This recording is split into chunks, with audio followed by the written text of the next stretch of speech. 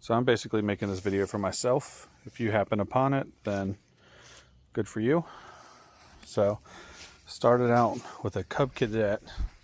Have no idea this year's, or no idea the serial number or anything like that. International Cub.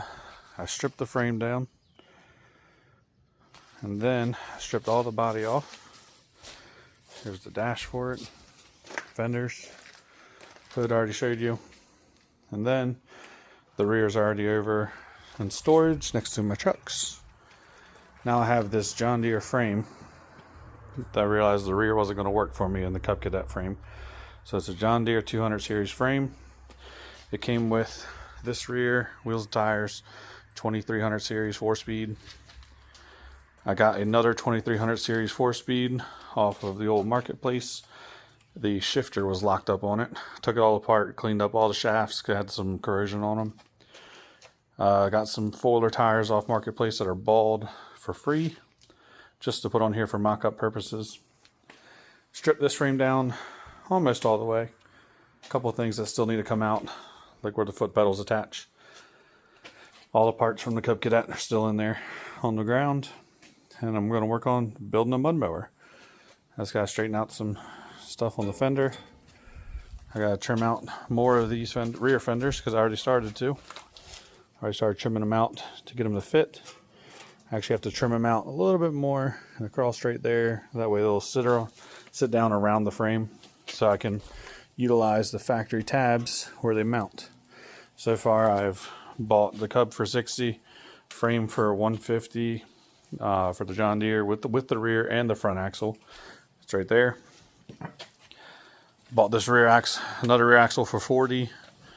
Scrap metal sitting over there on a pile, well, on tires. That metal was a lot of more money than anything else. Have a whole bunch of parts left over from the John Deere and the Cub. So just wanted to document the process and kind of have a budget going. And as I put parts on it, I'll let you know what I spent and how much time I spent doing it. I'll record some stuff as I go. But yeah. So I need to I need to cut out some more of this so it'll fit onto the John Deere frame. I'll trim it up as I go. I've already marked a couple spots where I just need to clean it up with the angle grinder and just smooth it up a little bit so it fits better. But what I'm going to do is use a drill bit just to drill a corner hole just so it's a nice radius. I've already did it once here and here. You can see where I drilled through this inner piece. Didn't drill out enough, so gotta drill out a little bit more.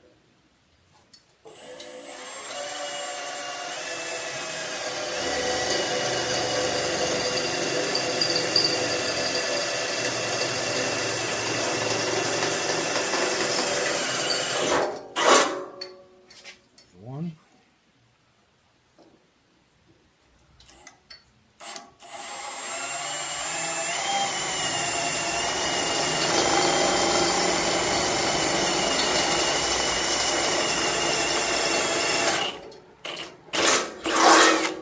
There's two. Now I'll come back in with my grinder, cut on my dotted lines, just to clean out that little bit that's left in there.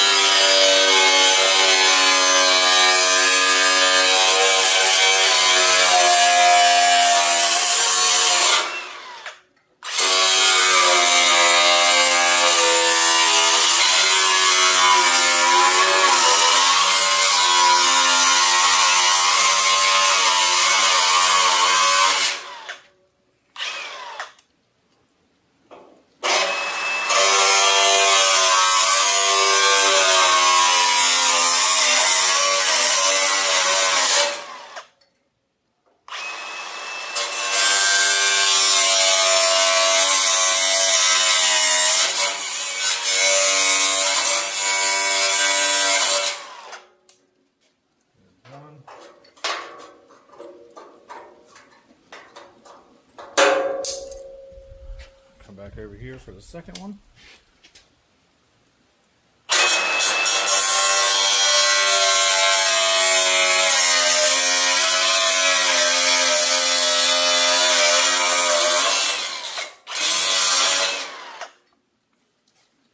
Hole's a little off, but I can clean that up with the die grinder after the fact.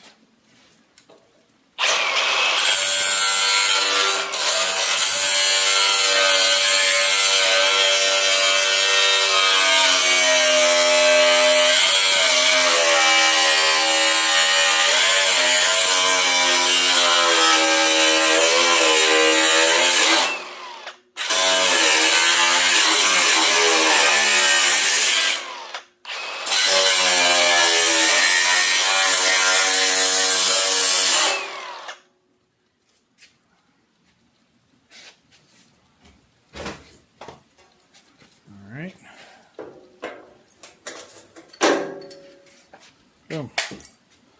Got it trimmed out. Now I'll fit it on to the actual mower. It's a little cramped in my garage at the moment because it's raining outside and I don't want to get my grill and everything else soaking wet. So, working with what I got. So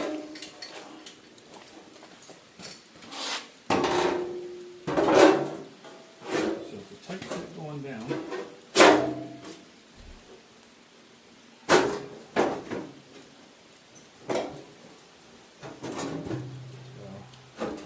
About there, as far as I can go without having to move that. Kind of get underneath of it. So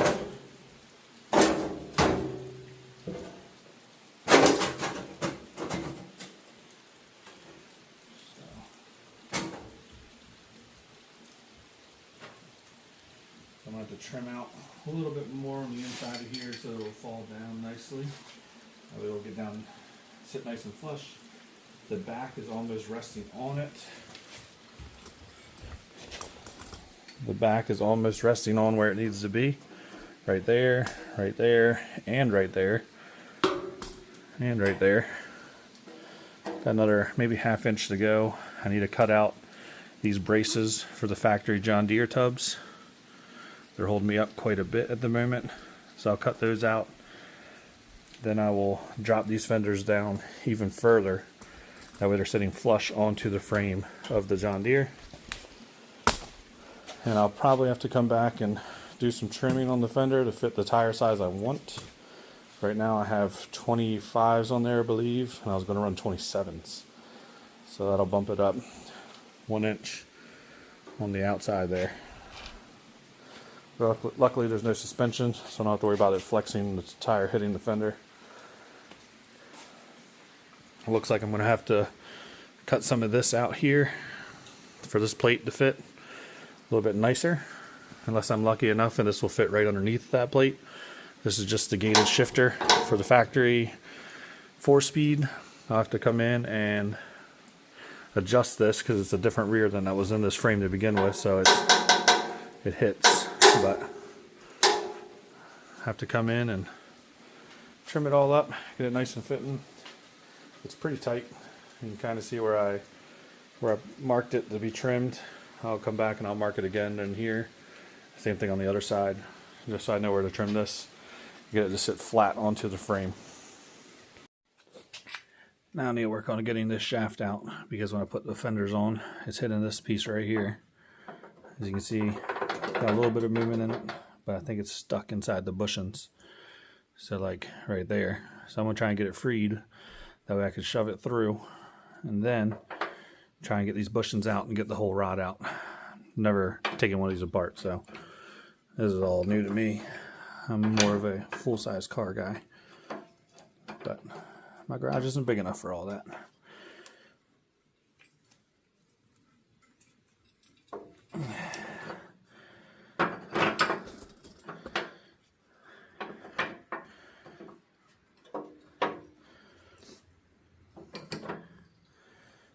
This is taut.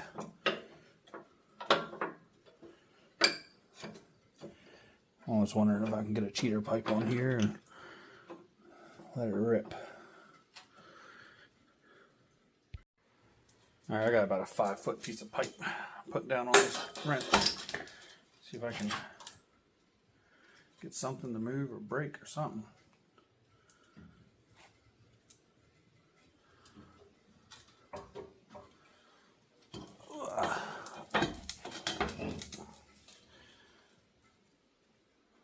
There she goes. Kind of to break loose just a little bit. Let's see if I can just spin it all around.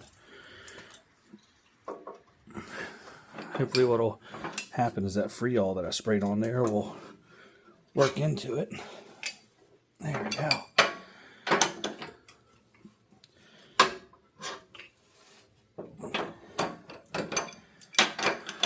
It's spinning pretty good now.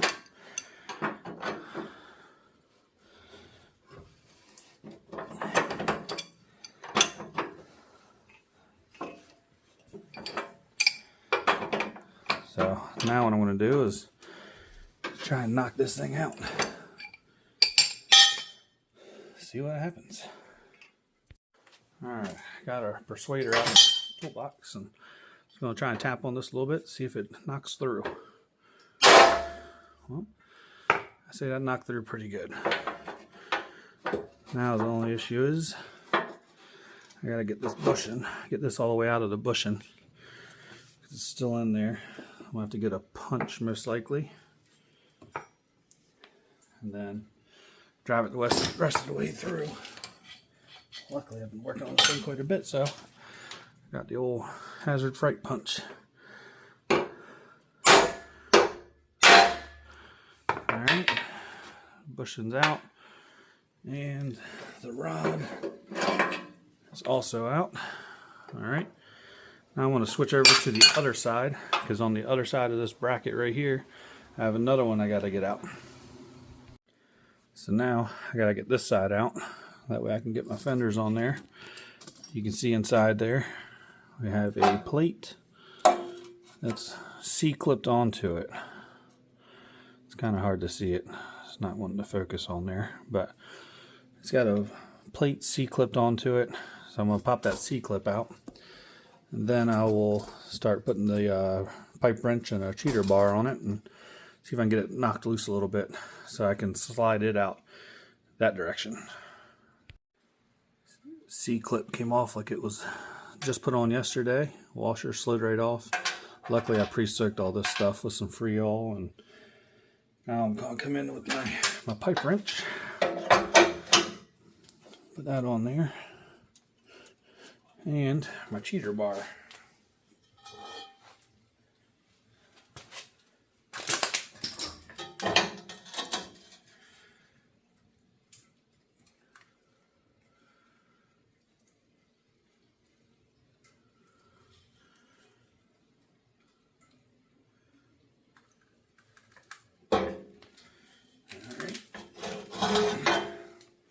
Moved a little bit, but not enough to really get it out. Get the camera angle now so I can get in here and try to move it back out of the way.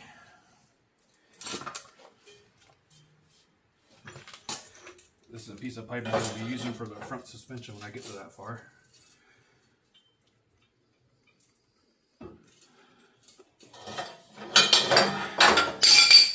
Not wanting to come off of there too easily. That's fine. I'll tighten it up a little bit. Get it flat. Grab on the flat side.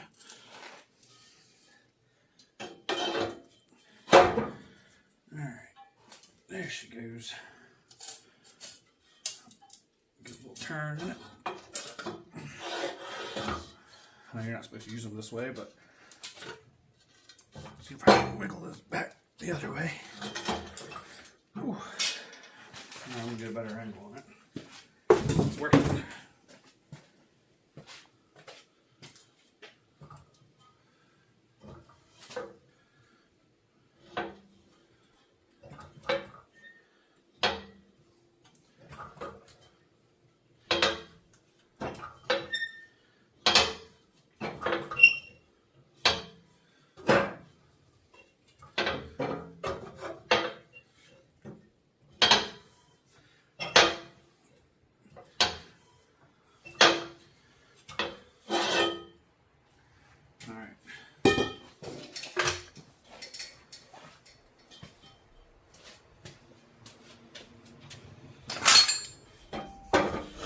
I've worked that back and forth. Hopefully some of that fluid got in there.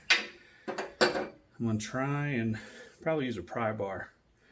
Try and pry it out a little bit, see what happens. If not, may have to use a punch going in from the inside here. Try and get it out that way. Be back soon.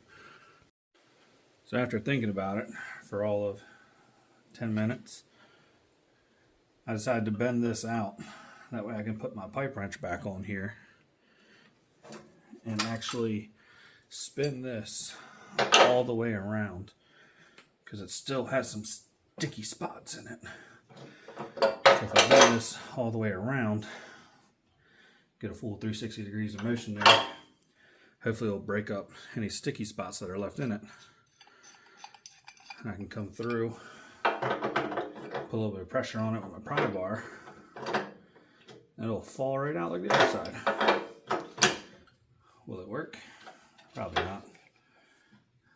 Am I going to try it? Sure. Put my cheater pipe on here. Spin this a little bit more.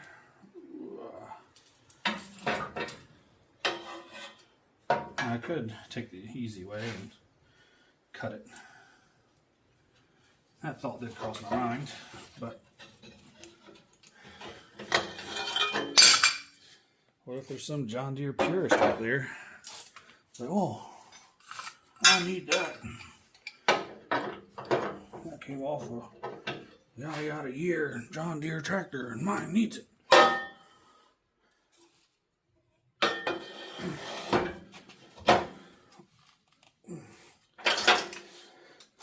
Let me move the camera, that way it's not in the way. Bring it all the way down, as far as I can go. Alright.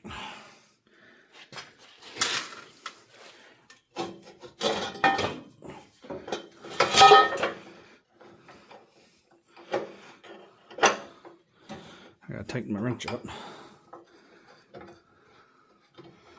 And grab the flat spot here. Ooh.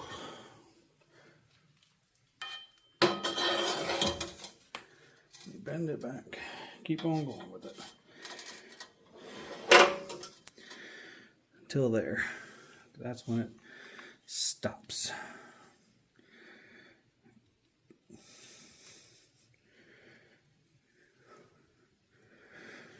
Oh man. Alright. Now, go back the other way.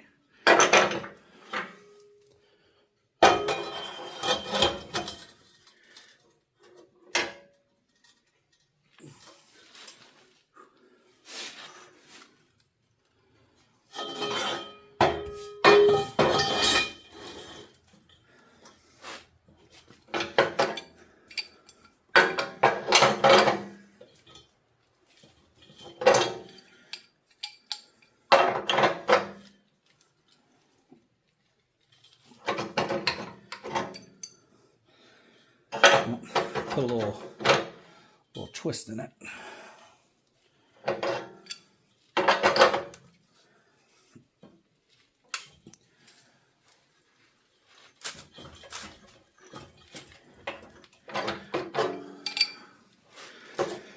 So let's see if I can wiggle it back and forth a little bit.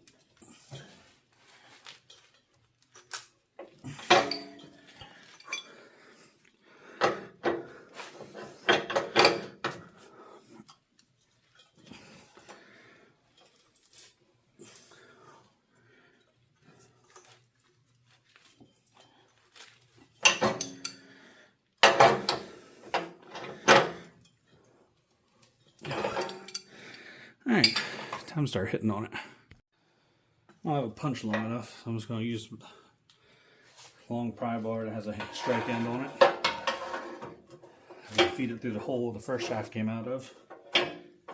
See if I can knock it out of there.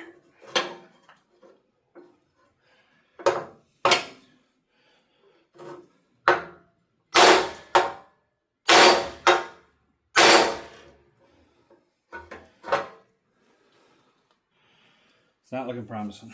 It's not looking promising.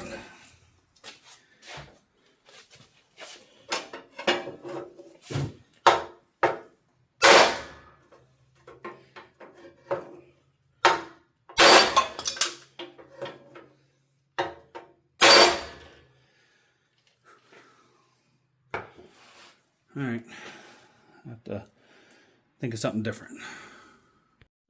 What I've done here, since I'm a one-man show, I wedged this pry bar in here with a hammer. And now that it's got some pressure on it, I'm going to try and hit this other pry bar and knock it out. Let's see what happens.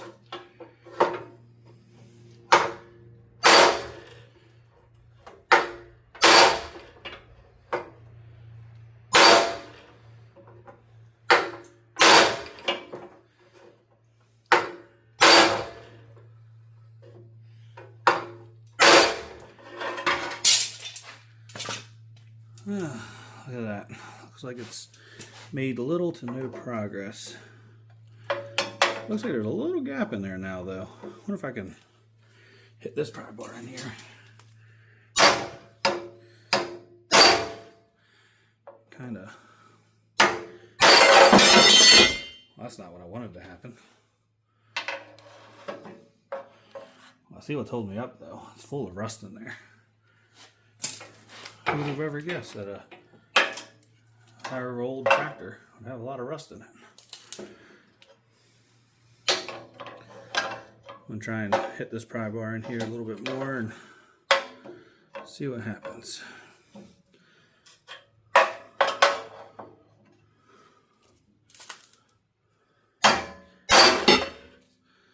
doesn't sound good.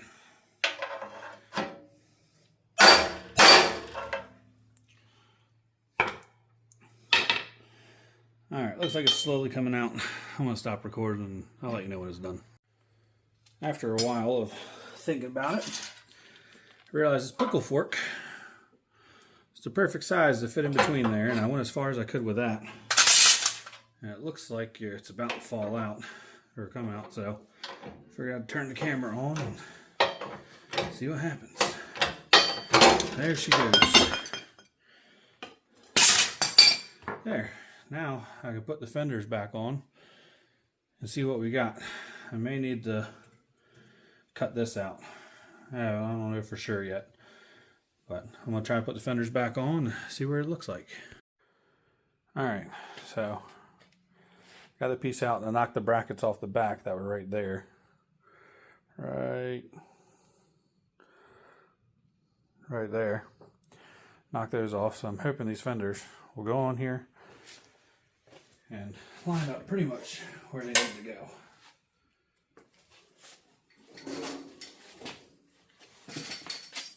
Still haven't trimmed the edges of them, but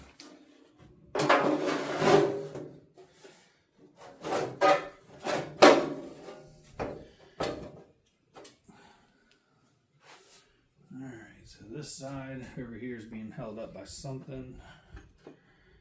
The middle won't go down because it's hitting the shifter, I believe. Alright, the back is sitting on the frame. Back is sitting on the frame. Tires are actually clearing all the way around. Very surprising. You can see that. The only issue I'm having is up front. This one will go down. No problems. This one will not. Oh, there it goes. Okay. There's that. This should go down. And kind of sit right there. Still got a little bit of a gap. Alright, figure out the issue. I think I'm going to have to space these fenders up. I'm going to have to space these up because in the back here, of course I don't have my flashlight on me. But in the back here, You can see there's a gap right there still. A little bit of a gap right there. Well, the cross beam that's holding the rear diff is hitting the battery tray from the cub.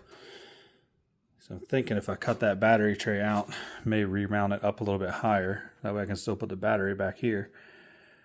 And these fenders will sit down all the way. Or I could space them up a little bit to give me that extra clearance for bigger tires. So like right where they're at now, could go forward a little bit, but very close. Very close. This side's bent, so you can't really judge it off that. Could be a reason it's not going down too. But the cub fenders are on there. Not looking too terrible. I've seen worse. Next will be the fairing, or I may start on the front suspension. I haven't decided yet. Cross that bridge when I get to it.